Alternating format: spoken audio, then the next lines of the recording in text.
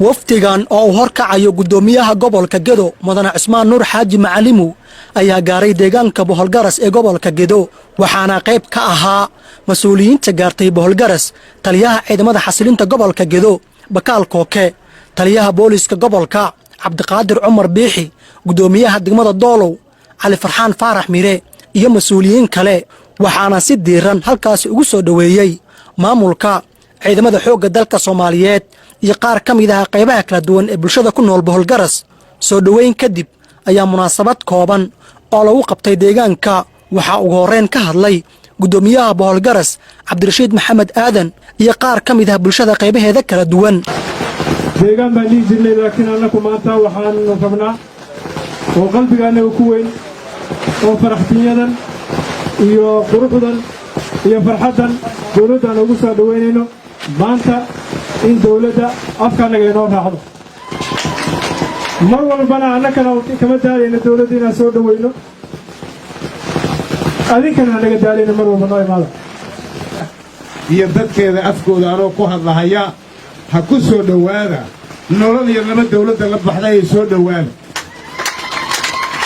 gacmo furan ku soo dhawaada niyad furan ku soo dhawaada dadkiinni oo idin jecel ku soo dhawaada waa dad u baahan deegaanka karu dawlad u baahan waay baahi dawladeed baan qabnaa annagana si wanaag baan helnay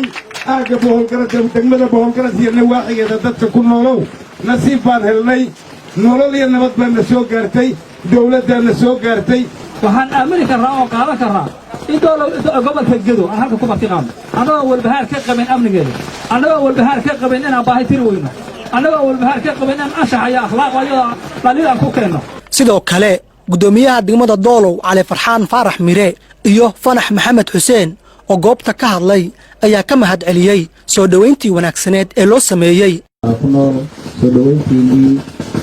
ciidan iyo shacabba waa inta mahad celinayna mahad kadib meeshan waxaan u fadhinaa waxa weeye dareenka Soomaalinimada leh aan waqtiga naga qaaliga ana ku soo bixinay maanta dhulka dheer aan soo marnay dawladaha dariska aan nahay walaalaheena ay noo fududeeyeen dhexmarkooda in aan aragno bulshadana qaabka ay u nooshahay lana qaybsano dareenkooda xog wareysna aan ka qaadno deegaankana aan aragno rag badan oo ka mid ah hadda waqtiga way yaqaaneen laakiin aniga khaasatan maanta waa maalin taariikhi ah oo maalintii ugu horeysay oo nimaada Boholgaras ciidan wax dawlad ah oo soo gaaray ma jiraan maamulada ka jira oo maamul gobolada aad iyo aad bay u dhibaateeyeen ragaad badan ku reebeen dhibaato badan ku reebeen ilaahay fadligiis wixii hadda jiro oo dabayl caafimaad oo gobolka Gedo ka dhacay ilaa heer federal waad garan kartaan waxaa laga yaabaa baryada ilaahay iyo wixii atamada baryeyseen inuu ilaahay sir ka dhigay taliyaha ciidamada xasilinta gobolka Gedo Cabdiraxmaan Cabdullaahi Aadan Kooke iyo gudoomiyaha gobolka Gedo Mudane Cismaan Nuur Xaaji Macalimu ayaa maamulka iyo shacabka deegaanka Boholgaras ku amaanay sida ay u soo dhaweeyeen iyo wixii xuquuq ah ee degmooyinka iyo deegaanada gobolka Gedo loogu talagalay in ay qaybtooda heli doonaan waa farxad aan la soo koobi karin iyo banaanbax weyn oo keenay inay waqtigii meesha socday ay farxadoodii la jibaaraan marka hore deegaanka amniga ballaaran ee aad ka samayseen nabadiidka iyo al-shabaabka iyo dadkii Soomaaliya dhigay aad ka ceshateen oo wax taariikhi ah oo lagu amaani karo dadka degan deegaankan oo ay u gashay taariikhdooda maantana qof walba cabsilaan oo meeshan ku seexanayo muhandadka Soomaaliya ay ku jirtaan Ilaahay ay ka koriyo laakiin aan filayno wixii maanta ka dambeeyay kulli cabashadiisa meeshii ay tahay inaan gaarsiino deegaanada Soomaaliya oo dhan ciidamada islaaqaankaas ku joogay waa la qarameeyay kuwana waa la qarameyn doonaa insha Allah taala inta waa rajaynaynaa wax kasta Gedo leedahay oo aad ka mid tihiin in sida aad uga mid tihiin loo qaybsan doono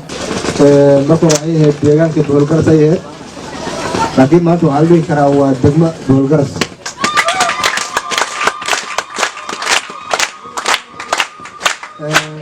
hadaysaad ogtiin dalka waxaa ka jira dowladdii soomaaliya sharciga ahayd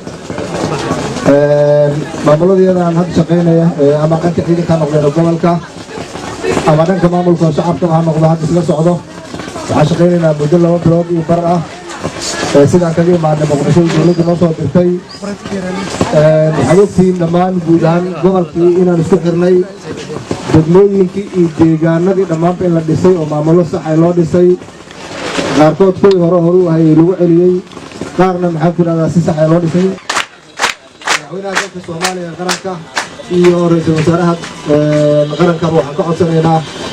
deegaankan annagaa maanta socod ku marnay miidiyaa kule hadda way ka arkaan ilaa 80 kilomitir aan soo jarnay oo nabadgelyo ah dadka joogana waad aragtaan waa dad aad iyo aad u qiiraysan dowladda hore maxamed siyaad barre u dhacday kadib aanan dowlad arkin 30 sano waxaa la dhihi karaa ka hore dowlad maysan arag halkaan maanta waxaan ku aragnaa degmooyinka si aan ugula soo dhaweynin fanaaniin u heesaysay madaxweynihii qaranka iyo ra-iisul wasaarihii iska waardeynaya oo shabaabka ka daran ayaa dadkii iyo dalkii kala gudbooy waxaa loo istaagay inaan hadda gacanta ku soo celinay gobolka gacantaan ku soo celinay hal gacan oo gacantii maamulka gobolka ku jira hadda waxaana aan hoos tagnaa wasaaradda arrimaha gudaha federaalka iyo dowladda soomaaliya sharciga ah adinkana dadkaasaad ka mid tihiin waxaan rabnaa deegaankaad wax ku leedihiin gobolka geda cidigii diida karta ma jirta degmooyinkaad korsayaal ku leedihiin gobolkaad maamulo ku leedihiin wasiirrii xildhibaanaad ku leedihiin meesha la yidhahda jubbaland iyo isteedka dhan ka tirsanna oo hadda la dhisi doono waxaan rabnaa marka inaad u istaagtaan oo si sax oo xuquuqdooda aad u leedihiin aad u qaadato waxaan rabnaa marka dowladda waxaan ka codsanaynaa codsigaan ku leenahay dowladda waxaan ka codsanaynaa boholgaras waa population weyn deegaankeeda aad buu u bilaaran yahay dadkeeda waa badan yahay boholgaras inay degmo ka dhigto dowladda ka rabnaa waa guul usoo korodhay gobolka gaday noqonaysaa cabdinuur cismaan cabdi warbaahinta reediyo gedo boholgaras